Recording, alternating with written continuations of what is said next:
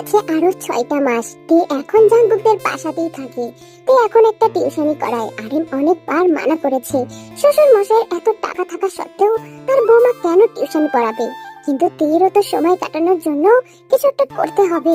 Husband ছাড়া বাড়িতে বসে বসে কি করবে। তে সকালে নাস্তা বানিয়ে আরিম আর জিনকে ডাকে। মামনি, বাবা, তোমরা কোথায়? তাড়াতাড়ি নিচে আসো, খাবার ঠান্ডা হয়ে যাবে তো। সাথে সাথে নিজেদের কাজ ফেলে তের কাছে চলে আসে তারা। তাদের একটা মেয়ে নেই। তে আসার পর তারা যেন একটা মেয়ে ফিরে পেয়েছে। তুই ছেলে তো এমনি কোনোদিন খাবার বানিয়ে ডাকেনি।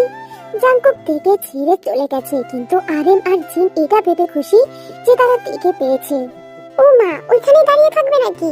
বাবা আসো তো, খেয়ে নাও। তিনজনই বসে পড়ে নাস্তা করতে। হঠাৎই তখন জিমিন আসে। তে, আরে আপু, তুই তুই যে আসবি ফোন করলি না তো? আসলে আম্মু আচার বানিয়েছে, তাই তোকে দিতে এলাম। দাঁড়িয়ে কেন জিমিন? মা ভিতরে আয়। আর মা, আয় নাস্তা কর। না মামনি, আমি তো নাস্তা করে এসেছি। আবার মানা করে? চুপচাপ আয়, তাড়াতাড়ি খেয়ে নে। আসলে তে আর জিমিন এই বাড়ির লোকের সাথে এমন ভাবে মিশে গেছে যেন তাদেরই মেয়ে। আর এতে জিমিনও কিছু মনে করে না, বরঞ্চ জিমিনের বেশ ভালোই লাগে। খাওয়া দাওয়া শেষ করে তে আর জিমিন উপরে চলে যায়। তে, তুই তাড়াতাড়ি রেডি হ, আমরা বেরোবো। তুই আমাকে 5 মিনিট দে আপু, আমি এখনই আসছি। বলেই তে চলে যায় শাওয়ার নিতে। এদিকে জিমিন সোফায় বসতেই কেউ একজন মেসেঞ্জারে টুম করে মেসেজ পাঠায়। মেসেজ দেখে জিমিন চোখ মুখ কুঁচকে নেয়। উফ, এই লোকটাও না আমাকে একটু শান্তিতেও থাকতে দেবে না, অসহ্য। মোচি, ওই মোচি, শোনো না, রাগ করেছো? জিমিন আর কিছু না ভেবে উত্তর দেয়। রাগ করবো কেন? আর আমার কি রাগ আছে নাকি? আরে কাল তো আমি। রাগ হয়েছে সুগা, আর বাহানা দিতে হবে না। তুমি কোথায়? তোমাদের বাসায় এসেছি। হোয়াট? আমাদের বাসায়? জি মশাই, আর আমি আর তোমার ভাইয়ের বউ একটু কল সেন্টারে যাব, আমাদের দরকার আছে। তুমি কি খেয়েছো? আর এখন তুমি কোথায়? হ্যাঁ খেয়েছি, নিজেকেই রান্না করতে হয়েছে আমার। এই বাসায় একটা কাজের লোকও নাই, না জানি জাঙ্কুক কি করে থাকে। মানে জাঙ্কুক কোথা থেকে আসবে? আরে আমি জাঙ্কুকের বাসায় আছি। জিমিন কিছুক্ষণ চুপ থেকে কিছু একটা ভাবে। মোচি, কি হয়েছে? কি ভাবছো? আচ্ছা, তোমার ভাই এখন কোথায়? ও মনে হয় নিচে আছে। কেন, কি হয়েছে? শোনো, তাহলে একটা প্ল্যান বলি। তারপর এখানে এরা কি যে প্ল্যান করেছে সেটা আমি জানি না, সামনে জানতে পারবো। তাই তো কবে থেকে বলছি বোটে যাও না, তোমার মতন একটা বউ পেলে আমি ধন্য। চুপ, ফালতু কথা না বলে যা বলেছি তাই করো। এরপর সুগা জিমিনকে ভিডিও কল দেয় আর জোরে জোরে কথা বলতে থাকে। হ্যাঁ সোনা, সবই তো ঠিক আছে, তোমাকে ছাড়া আর কিছু ভালো লাগে না। আর কত রাত একা থাকবো। সোনা, কাছে আসো না, আরো ভালোবাসো না, বেশি কথা বলো না। উফ, এই বিড়ালের বাচ্চা, তোমায় কি বিটিএস এর কনসার্ট করতে বলেছি? যেটা কাজ সেটা করো, অসহ্য। আরে রাগ করছো কেন সোনা, বলছি তো। একটু পর সুগা খেয়াল করে জাঙ্কুক উপরে আসছে। মোচি, মোচি, জাঙ্কুক আসছে। এরপর তারা তাদের নাটক শুরু করে। মোচি জান, আমি একটু নিচ থেকে আসছি, তুমি কিন্তু ফোন একদম কাটবা না, ঠিক আছে? আমি এখনই যাবো আর আসবো। ওকে সোনা।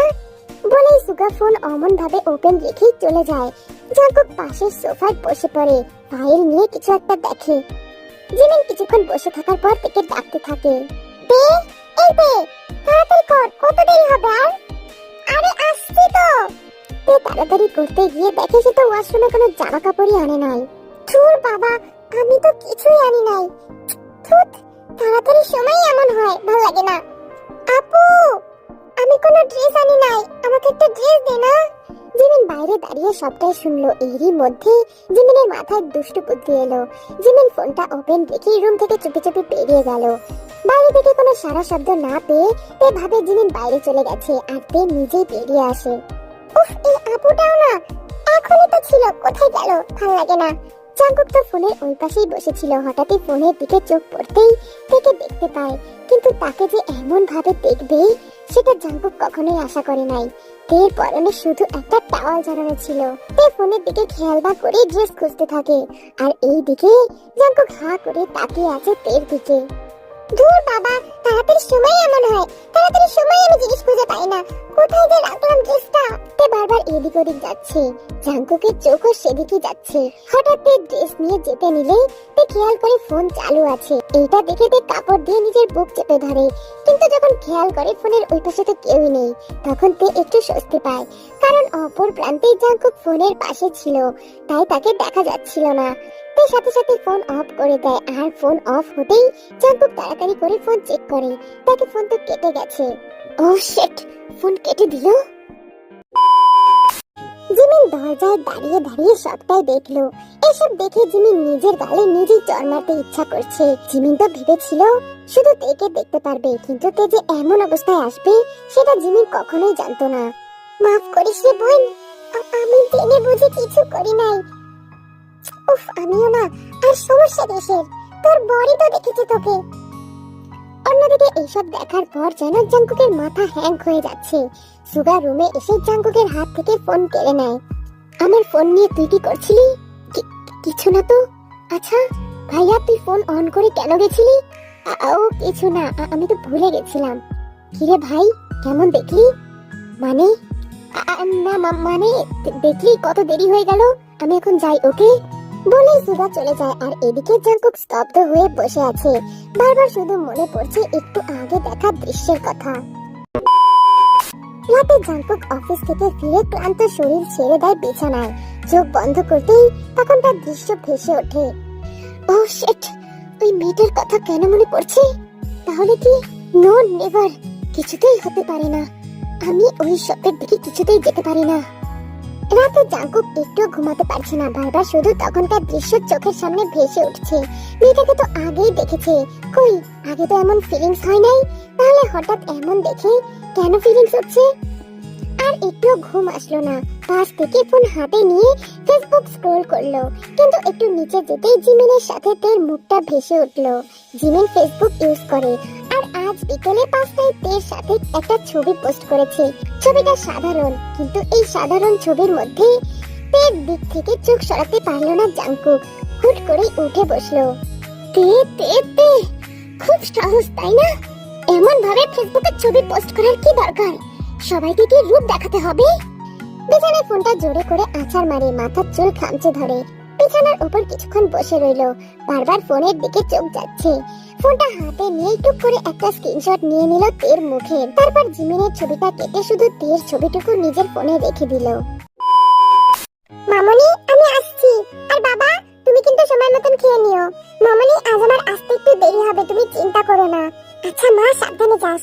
ঠিক আছে মামনি, বলে তে বেরিয়ে পড়ে। আজ তের একটা চাকরির ইন্টারভিউ দিতে যাচ্ছে, আর যাওয়ার পথে জিমিনকেও নিয়ে এসেছে। জিম নাস্তা শেষ করে প্লেটগুলো গোটাচ্ছিল, হঠাৎই কোনো এক চেনা গলা মা বলে ডেকে উঠলো। পিছনে তাকাতে জিন হতভম্ব।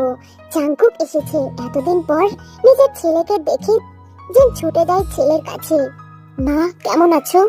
জিনের চোখে জল, কিন্তু সেদিনের কথা আর তের কথা মনে পড়তেই জিন থেমে যায়। এতদিন পর কি করতে এসেছিস বাবা? মা, এমন ভাবে কেন বলছো? তো কেমন ভাবে বলবো বাবা? জানিস, তুই যাওয়ার পরে কত কিছু হয়ে গেছে বাবা, আমাদের একবার বলতে পারতি? মা, আমি কি এখানেই দাঁড়িয়ে থাকবো নাকি চলে যাব? জিন দমে যায়। যত যাই হোক, নিজের পেটের ছেলে, তাকে অন্তত যেতে দিতে পারতো না। জড়িয়ে ধরে জাঙ্কুককে। বাবা, আর কোনোদিন না বলে যাস না বাবা, মায়ের মন তো তুই বোঝে না। আরে বাসায় নাই আপাতত জিন আর জাঙ্কুক। জাঙ্কুক উপরে যেতে যেতে জিজ্ঞাসা করে, মা, তে কোথায়? তে বাসায় নাই বাবা, ইন্টারভিউ দিতে গেছে। জাঙ্কুকের একটু মন খারাপ হয়ে যায়, কিন্তু মুখে মুচকি হাসি দিয়ে উপরে চলে যায়। জাঙ্কুক নিজের রুমে চলে যায়। গিয়ে দেখলো এই রুমে তের কোনো জিনিসই নাই, তার মানে তে এই ঘরে থাকে না। কিন্তু জাঙ্কুক অবাক হয়, কারণ ঘরের প্রতিটা জিনিস এত সুন্দরভাবে সাজানো, ঠিক আগের থেকে যেন আরো সুন্দর করে সাজানো হয়েছে। এতদিন ধরে এই ঘরে কেউ ছিল না, কিন্তু সেটা দেখলে বোঝাই যায় না। চারিদিক একদম পয় পরিষ্কার, দেখেই বোঝা যাচ্ছে ঘর প্রত্যেক দিন গোছানো হয়। কেমন হলো ইন্টারভিউ? হ্যাঁ আপু, ভালো হয়েছে। আচ্ছা, তো কি বললো? জব স্টেট কোথায় হতে পারে? জানি না আপু, ওটা পরে জানাবে। মনে হয় প্যারিসে হতে পারে। টুকটাক গল্প করতে করতে রাস্তা দিয়ে হাঁটছিল, হঠাৎ জিমিনের কাছে ফোন আসে। কোথায় আছো জানিমান? জিমিন একটু সাইডে চলে যায় কথা বলতে। এই, তুমি ইয়ার্কি মারার জায়গা পাও না? আমি তোমার কোন জন্মের জানেমান? কেন, ভবিষ্যতের? আচ্ছা, ফালতু বকবক না করে কি জন্য ফোন করেছো সেটা বলো। বলছিলাম দেখা করতে পারবে? আমি এখন কোরিয়া থেকে তোমার কাছে লন্ডনে যাব। কি করে যাব? আমার কি নিজস্ব প্লেন আছে? আরে ধুর পাগলি, লন্ডনে আসতে কে বলেছে? আমি তো কোরিয়াতেই আছি। ও আচ্ছা, তুমি যা বলবে আর আমাকে সেটাই বিশ্বাস করতে হবে, তাই না? সত্যি বলছি সোনা, আমি কোরিয়াতেই আছি। কি বলছো? কবে, কখন এসেছো? মানে কখন আসলে? সকালে এসেছি, সাথে জাংকুকও এসেছে। কি? জাংকুক এসেছে? আর সে এখন কোথায়? কেন, জাংকুক বাড়ি ছাড়া আবার কোথায় যাবে? কি বলছো সুগা? তাহলে তে কি করে যাবে? কি করে যাবে মানে? তুমি বুঝতে পারছো না সুগা? ও সেদিনের ঘটনাতে খুব আঘাত পেয়েছে, আর হঠাৎ জাংকুককে এমন চোখের সামনে দেখলে ও নিজেকে সামলাতে পারবে না। আমি তো চিনি আমার বোনকে। ও, তাও তো কথা। তাহলে এখন কি করবে? আচ্ছা তুমি রাখো, দেখি কি করা যায়। জিমিন ফোন রেখে তের দিকে তাকায়। তে এই কয়দিনে একটু হাসি খুশি হয়েছে। জিমিন তাকিয়ে তাকিয়ে ভাবছে, এই যে এখন যে হাসি খুশি তেটাকে দেখছে, এটা কি একটু পরে থাকবে? যত যাই হোক, এমন ভাবে হাজবেন্ডকে সামনে থেকে এত দিন পর দেখলে কোন মেয়ে সহ্য করতে পারবে? তে, আমি জানি তুই অনেক কঠিন, তুই অনেক কঠিন মনের মানুষ। আমি জানি তুই পারবি। একটু পর তে ফিরে আসে বাড়িতে। জিমিন অনেক চেষ্টা করেছিল তাকে আটকানোর, জোর করেছিল তার সাথে বাসায় যাওয়ার জন্য, কিন্তু তে মানা করে দিয়েছে। বাড়িতে জিন আর এম আছে, তাদের ওষুধ রয়েছে। তে যদি সেই বাড়িতে না যায় তাহলে তাদের ওষুধ খাওয়াবে কে? এটাই ভেবেই তে বাসায় চলে আসে। কি রে তে, বললি যে দেরি হবে? আসলে মামনি, আজ রাইহানকে পড়াতে যাওয়ার কথা ছিল, কিন্তু ওর শরীরটা ভালো লাগছে না, তাই যাইনি। ও আচ্ছা, ফ্রেশ হয়ে আয়, আমি খাবার বাড়ছি। আর হ্যাঁ, জাংকুক। পুরো কথা শেষ করার আগেই দেখে চলে গেছে। তেই নিজের রুমে গিয়ে ফ্রেশ হয়ে সোজা চলে যায় জাংকুকের রুমে। এটা তের প্রতিদিনের অভ্যাস। রাতে জাংকুকের রুমে গিয়ে কিছুক্ষণ একলা সময় কাটানো, জাংকুককে মনে মনে কল্পনা করা। সেই মতো আজও তের জাংকুকের রুমে চলে যায়। আজ পুরো ঘর কেমন অন্ধকার, শুধু ওয়াশরুমের লাইট জ্বলছে। তেও কিছু মনে করে না, তে লাইট অন করে না, সোজা চলে যায় বিছানার কাছে। বিছানায় বসে বসে ভাবে সেই দিনের কথা, সেদিন জাংকুক তাকে বলেছিল সে যেন জাংকুককে কোনোদিন ভালো না বাসে। এসব ভাবতে ভাবতেই ওয়াশরুম থেকে জাংকুক বেরিয়ে আসে। তে সামনের দিকে তাকাতেই তার চোখ থমকে যায়। অজান্তেই চোখের কোণে পানি চলে আসে। উঠে দাঁড়িয়ে মনে মনে ভাবে, এটা কি সত্যি জাংকুক, নাকি রোজগারের মতো আজও সে জাংকুককে কল্পনা করছে। হঠাৎই জাংকুক বলে ওঠে তে। জাংকুকের মুখ থেকে নিজের নাম শুনে তে হতভম্ব হয়ে যায়, কল্পনার জগৎ থেকে বাইরে আসে। তার বিশ্বাস হয় এটা সত্যি জাংকুক। চোখের কোণে দিয়ে পানি টপটপ করে পড়ে।